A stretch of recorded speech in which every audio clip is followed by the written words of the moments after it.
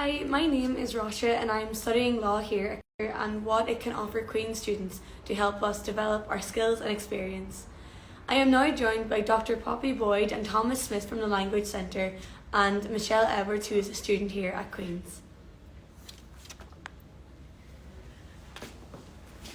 So Poppy and Thomas, I will come to you first. So can I ask you firstly to introduce yourselves? Hi Rasha, thanks very much. It's great to be here with you today. My name is Poppy Boyd and I work as a Language Support Officer in the Language Centre at Queen's. And hi, I'm Thomas Smith, I'm the Language Centre Manager. So I am keen to know, what is the Language Centre at Queen's? So the Language Centre at Queen's exists to provide all Queen's students and staff with opportunities to develop their language skills and their cultural awareness. So I'm a law student here at Queen's. What does the Language Centre have on offer for me? Not just for language students, although language students are more than welcome, as Michelle hopefully will be able to reflect in a wee minute, but it's for all students. If you're studying architecture, law or computer science, anything like that, you can take our courses. And our most popular offer would be our Languages for Non-Specialist offer, which is our language courses that would run 3 times a year, beginning in October, in January and in April. Those courses are heavily subsidised by the university at a cost of just £20 for a 10-week course with 1 live class per week and with e-learning resources to support that program as well. And all students are encouraged, like I say, by the university to develop this more global skill set, their communication skills, their cultural awareness and their language skills in this way. That sounds great. So what is the range of languages that I can learn? So currently we offer 16 languages on our popular LNS programme of courses. We offer these in both online and face-to-face formats. We also support languages for specific purposes, so Spanish for business, and we have that at beginners, intermediate and advanced levels. This is an online accessible programme. The languages that we're currently offering are French, Spanish, Irish, Brazilian Portuguese, German, Italian, Latin, Mandarin, Korean, Japanese, Polish, Arabic, Russian, Hebrew, Hindi and Turkish. And in September time, we're hoping to add Greek to our offer, as well as additional levels for those languages I've just mentioned. Yeah. That's great. So to what extent do I need to have some knowledge of the language? So what if I'm a beginner? Yeah, absolutely. Well, for every one of those languages that Poppy's just mentioned, we offer courses from beginner level. So it doesn't matter if you haven't learnt a language before, you can pick up any of those languages from scratch. And certainly if you have previous knowledge of a language, if you've learnt it maybe in school or elsewhere, you can pick up at one of the higher level classes. If I have studied a language, for example, at A level, how can I pick up from where I left off? So for languages that are typically offered in schools and studied by pupils in this part of the world, so for example, for your French, Spanish and German, we offer the option of a post-A-level course and post-AS as well, so you can continue on if you've done it for GCSE and you want to kind of keep it up, which we would encourage students to do, because you know if you don't use it, you really do lose it. So I've actually recently studied abroad through Queen's. So how can these courses help students prepare for their time abroad? Yeah, absolutely. These courses will help students prepare, obviously in the obvious ways, so communicatively. If you're in a different country where English isn't the first language, then the richness of your experience and the quality of your experience, what you'll be able to get out of that experience living there is going to be so much higher if you can communicate more effectively with people. And also, if you're thinking of, to any students out there that are thinking of study and work abroad, and I know we have a fantastic study and work abroad team here in the Student Guidance Centre, the Global Opportunities team, I should say, that'll help you to understand how you could take study or work abroad. And I think there have been some sessions earlier today actually looking at this. And also, especially if you're a student that maybe isn't doing a degree pathway that has a study or work abroad component of it that's built into it that you have to do, certainly there are so many opportunities, like I said, that have been talked about earlier today, that you can consider, and we'd really encourage that. And while you're thinking about that, and once you've maybe got an idea of where you might like to study or work abroad, you can develop your language skills with us. You can also develop your understanding of life in that part of the world, and we'll talk a little bit more about our offer and how we can support you in a bit. So what else does the Language Centre offer as well as language courses? Well, we have a range of activities that we would support. So we would support cultural awareness training. Very often we would do that in a school-specific way, so working specifically with schools. But we're also currently developing what we're hoping will be an institution-wide offer to all students and staff in relation to cultural awareness, hopefully coming this coming September. We also have BSL, which is sign language courses that students can take. They can currently take BSL Level 1 and Level 2 with the Language Centre, and again, hopeful to have some exciting updates on that in the coming months. We also support the Tandem Language Exchange Programme, which essentially, if, for example, you were a native English speaker and you were learning German, we would try and pair you up with a native German speaker here at Queen's who's trying to develop their English, and that goes for whatever language pair that you're interested in, that we support. And throughout the year, we would support promotional events, promoting language learning, promoting and celebrating different cultures on our multicultural campus here at Queen's, and cultural celebrations as well. So there's a lot to look out for, and a lot that we support beyond just language learning and teaching. That's really interesting. So how can studying with the Language Centre count towards DegreePlus? So there are two ways studying with us at the Language Centre can count towards DegreePlus. The first way is either by taking the British Sign Language course that Thomas was mentioning there, or our Spanish for Business Advanced course. And if you take either of these count as a standalone activity. There's also the option then of combined experience. So you take one of the LNS courses, so that was the 16 languages that I mentioned before, and if you take one of those, then you can combine that with other activity, and the ones which count towards DegreePlus are listed on their website. Why is it so important to have language skills? Okay, so I think the first thing is communication skills. So if you learn a foreign language, you're much it'll be much simpler to kind of communicate in your first language, and it can also really give you empathy for any international students or staff at Queen's who've come over here and maybe your first language is their foreign language, so you've got a real sense of kind of putting yourself in their shoes. And indeed, evolving work trends. So over the past couple of years, we've really seen the evolving work trend of people not working in offices the way that they had done previously and having to work from home in a range of ways. And actually what that's done is really to open up opportunities for people to be able to access roles that perhaps formerly they would have felt that they would needed to have lived in the same country as the main office would have been for that company.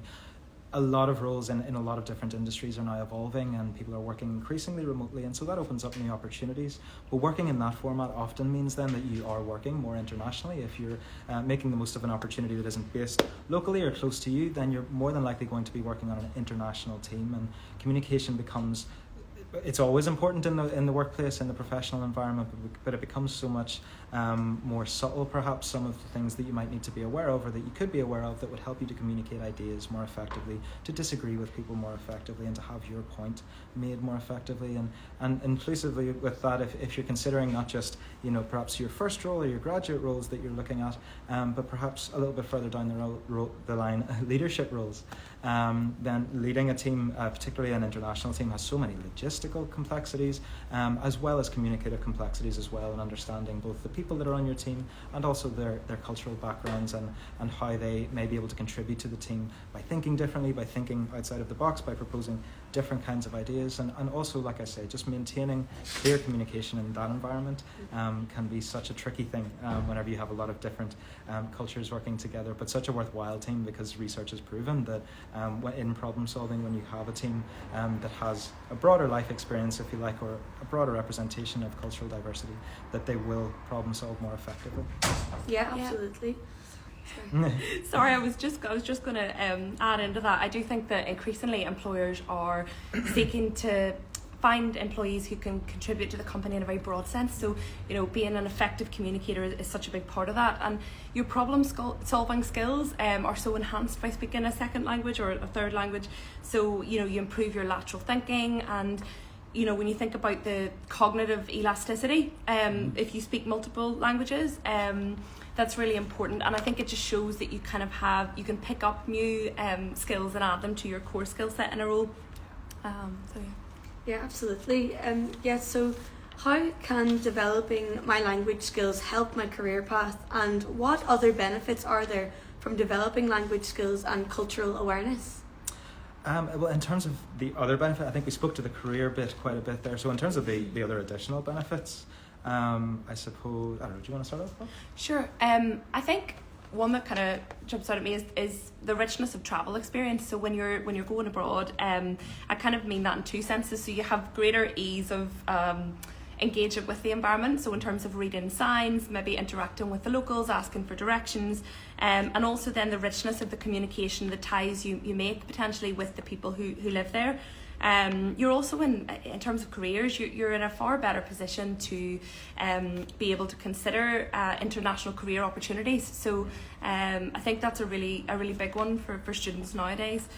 Absolutely, and I suppose in terms of the broader benefits as well, then the ability, as Poppy was mentioning, the ability to engage with our multicultural campus, to engage with our QUB staff and students coming from all over the world, kind of more informally, I suppose. There's a lot of focus, I suppose, when people learn a language of doing it in a formal and structured way, but we nearly forget sometimes the benefits of learning a language means that you can communicate more effectively with people and really learn from human beings rather than in structured educational environments. Also, depending on what role you might be interested in for your future career, if it's a community-facing role, if it's engaging with the community, if it's in healthcare, if it's in education or social work or something like that, you're going to find yourself working with members of the community from different cultural backgrounds, and again, there can be real advantages to having developed your own cultural awareness before kind of going forward in a career like that. And then there's, I suppose, the broader one that a lot of people talk about now is how much time we spend online, how much time we spend accessing information in our little echo chambers, as people again are talking about a lot at the minute. And the idea of how you would stay objective, how would you know what is true and what is agenda driven or a media narrative that you should be aware of. How do you stay objective? Well, I suppose interacting with real life human beings is a really great start, and the more diverse I suppose your circle, your friend group, then the less of a victim you're going to fall to those kinds of echo chambers, and we've seen the impact of those in recent years. But I think the point Poppy made about cognitive elasticity is really a good one, not just developing your own cognitive elasticity, but also having a really great way to evidence it at interview, because at times it can be difficult to kind of reflect on yourself as an individual, some of your competences outside of your core skill set that really speak to that. So where can I find further information about the Language Centre? So all details of our courses, including information on how to register for them, can be found on our website. So www.qub.ac.uk/LC, and there you can also find the contact details of all of our team. Mm-hmm. I guess I just have one last question. When can I start? Sure, so I'm glad you're so enthusiastic. So we have third semester courses that will begin in April, and registration will begin online for those courses on the 1st of March. And you can access those via the website that Poppy has just mentioned. And like I say, we run our courses, our LNS courses, 3 times a year, beginning in October, in January and in April. So our whole programme is on offer to you in each of those 3 semesters. So if it doesn't suit your timetable in first semester, there's always other semesters that you could follow up with. And then I think it's just over to me to introduce Michelle Edwards, who is an undergrad student in law and Spanish, and who's also taken a couple of Language Centre courses, I believe, who's going to answer a few questions. Thank you so much. Thank you. Hi. So I am now going to come to Michelle to hear firsthand what it is like to develop your skills through the Language Centre. So Michelle, can you introduce yourself and let us know about what you're studying? Okay, so my name is Michelle Edwards and I'm a final year law and Spanish student here at Queen's. So I obviously have the experience of studying Spanish, but when I came to Queen's I was very eager to try and expand my kind of language skills. So what did you study through the language school and when? So I've studied 2 courses with the language school. In first year of uni I did an Irish course, and then in last year during the lockdown I did an Italian course. So it was, the first one was in person and then the Italian course was online. So it took a more like an in-person and online format, both? Since the Irish one was pre-COVID, it was all in person, which was really cool. And then since Italian was during like the lockdown, the pandemic, it was all online. Very good. So what made you decide to develop your language skills? I've always loved learning languages, like probably shown by doing Spanish at uni, and I've always really wanted to be able to understand and learn multiple languages, and I love to travel, and I always think it's for me personally, I love being able to go to other countries and even just be able to say like hi, hello, how are you, please and thank you, just little things like that I think are quite important, and just kind of creating like a nice kind of rapport with whatever country you're in. So And with the Irish as well, it's something I've always really wanted to learn, but I never had the opportunity. And then when I saw that you could do a beginner's course at Queen's, I was like, I would love to sign up and do that. Yeah, absolutely. So how did you find it? I really enjoyed them. They were really, really good. The resources were really cool, and the people who run them, they're native speakers, which is great because you get that kind of, how would you say it? Like you get that kind of exposure to like native accents and stuff, which is really important. And I really, really enjoyed it. So what did you enjoy the most out of this experience? I think just being able to each week you kind of find yourself building up, and then at the end of it you kind of go through a full conversation, and then you're actually kind of quite surprised by how much you've picked up and by how much you can understand in that language, which I find is it's really cool. Absolutely. So have you been able to make use of your language skills since taking your course, and how? So I did Erasmus in Spain in my third year of uni, and the place I was in was Salamanca, and they have a lot of Italian students there, and that was during the time I was taking the Italian course online as well. So just being able to introduce myself in Italian to them was like really cool. They were always really surprised. They were like, "You're from Ireland and you know how to speak Italian?" And I was like, "Yeah." So they really loved it, and I currently work with someone who's from Italy as well. So even though I don't know a lot of Italian, like just going on and saying like hello, like how are you today, like oh, I'm good, just being able to have that conversation is quite cool. Yeah, absolutely, for sure. So what are you most proud of about the whole experience? It's probably just sticking with it, and then just learning so much and kind of expanding on the language skills, and just being able to converse with someone, even if it's just a little bit in that language, because it kind of gives you a sense of like achievement and accomplishment and confidence as well, I think, which is pretty good. Yeah, absolutely, completely get that. So what did you find the most challenging about the whole experience of learning a new language? That's a good question. I think with the Irish one, the most challenging was that when you're speaking Irish, there's no kind of accent to mimic. So like when you speak Italian, you kind of mimic Italian accent, or Spanish, it's a Spanish accent. But with Irish, there's no real accent to mimic because you just kind of speak with your own accent. So that was kind of difficult to kind of wrap my head around. And then with Italian, because Spanish and Italian are quite similar, but there is some differences as well. So it's kind of like, well, no, in Spanish it would be this way, but kind of getting used to the kind of differences, even if they're quite small, which was quite a challenge, but it was fun. So would you recommend it? Oh yeah, I definitely would recommend. I think for such a small price of £20 for 10 weeks of lessons, it's just, there's no way you can kind of not justify doing it, because it's just such a little price for like such a broad experience. And when you're like applying for jobs, like I always stick it down, I'm like level 1 Irish and level 1 Italian, and then people sometimes do bring it up. They're like, oh, what do you do Italian, like how did you find it and stuff. So it's really cool. It's always like a conversation kind of point. Absolutely, yeah, that's great. So thank you so much for talking to me today. It's great. I'm just going to check if there are any questions on here. Don't think we have any in it. No. Well, thank you all so much for joining today. It's great to have you.